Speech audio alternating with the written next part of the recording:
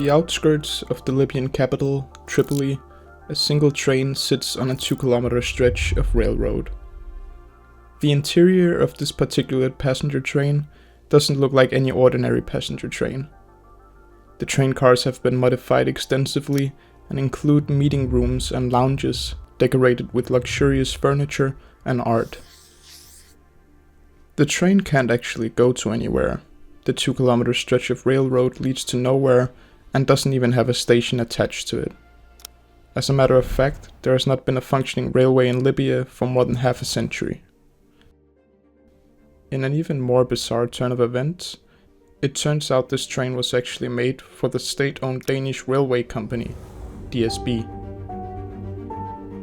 Now, you probably have a lot of questions. How did it get there? Why had it been modified? And most importantly, what was it being used for? To Libya, where a multi-billion-dollar project aimed at developing a railway system. In 1911, Italy joins the hunt for territory. Libya is the target. And Italian companies in Libya now rake in $16 billion a year. Gaddafi declared he would show no mercy to his own people. He compared them to rats.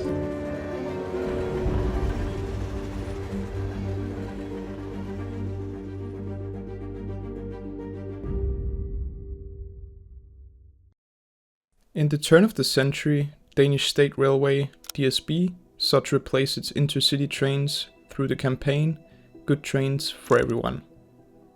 The Italian company Ansaldo won the contract and began constructing the 83 train sets. However, the IC4 train would turn out to be, well, not so good. This was the beginning of the biggest transportation scandal in Danish history. It would last for more than 2 decades and cost the Danish taxpayers close to $1 billion. The main controversy was caused by Ansaldo inability to deliver the trains according to the original schedule. Furthermore, a majority of the trains delivered suffered from critical flaws and needed to be repaired by DSB before even going into operation. Some were in such a bad condition they were simply scrapped and turned into tire parts and cutlery. Due to the immense delay on Ansaldo delivery, DSB apparently weren't even aware they were missing one of the 83 IC4 train sets. But in 2011, a late-night Danish satire show sent a reporter to Libya to investigate the situation. If we can get inside? Yes, the point is, the key is not with this one. I want you to have this poster as a gift from the Danish people. Thank you. Ultimately, DSB confirmed in 2013 that their train was in fact in Libya. Ansaldo was an Italian state-owned rolling stock manufacturer. Throughout the 2000s and early 2010s, it won many big contracts across Europe.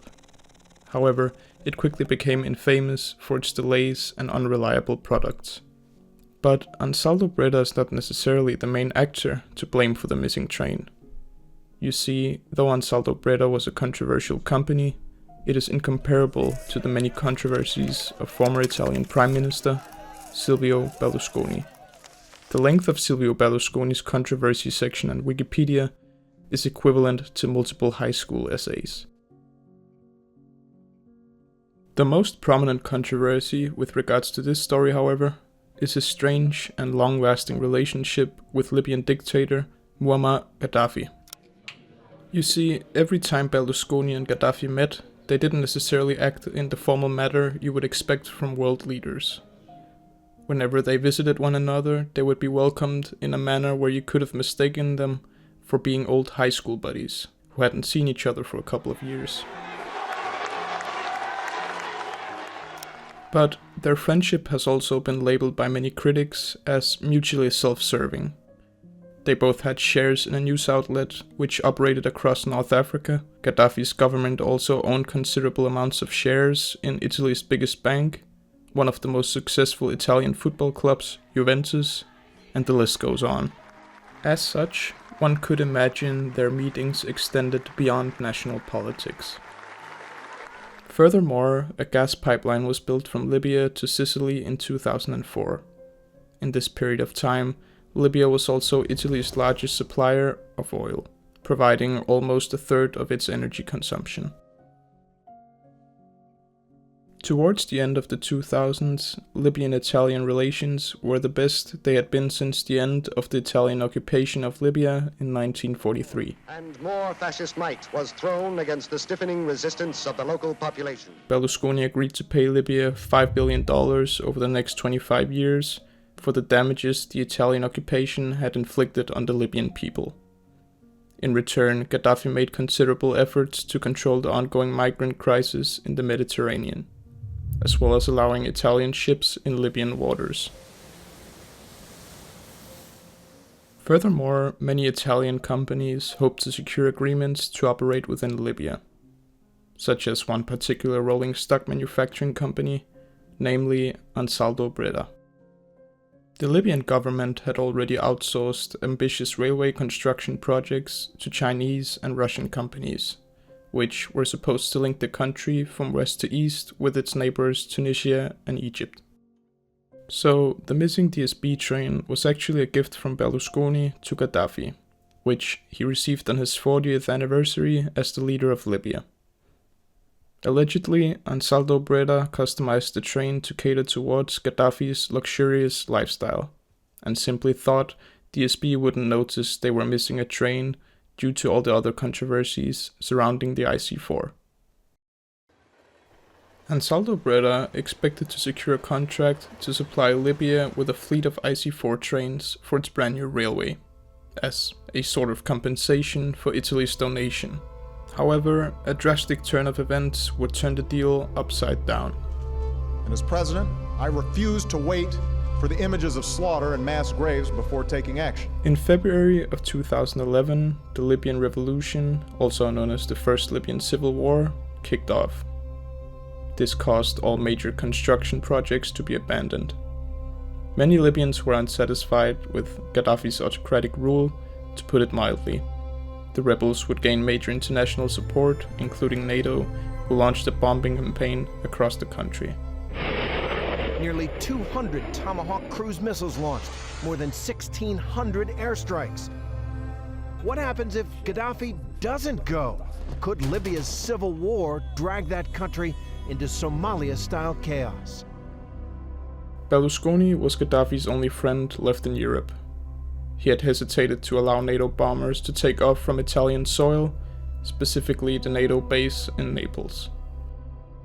Nevertheless, he eventually folded to the pressure, and Gaddafi's 42-year reign over Libya came to an end when he was brutally killed in October of 2011. As you might have figured out by now, the missing train was not being used for anything criminal or out of the ordinary. As a matter of fact, it wasn't being used for anything whatsoever. However, it does symbolize quite a few things in my opinion. It symbolizes the somewhat positive direction Libya was headed towards at the time. It stands as a testimony to Gaddafi's oppressive regime, where human rights violations were not uncommon. Furthermore, it highlights Berlusconi's questionable career, where things didn't always go by the book. And finally, I believe it showcases a reckless and unaccountable Italian government, which sole purpose was to reap the benefit of the current state of Libya for its own gain, regardless of the consequences for the Libyan people. The $5 billion that was promised to Libya as an apology for the Italian colonization was effectively being used as a bribe to enforce Italian interest in the country, in what I would describe as the perfect example of neo-colonialism.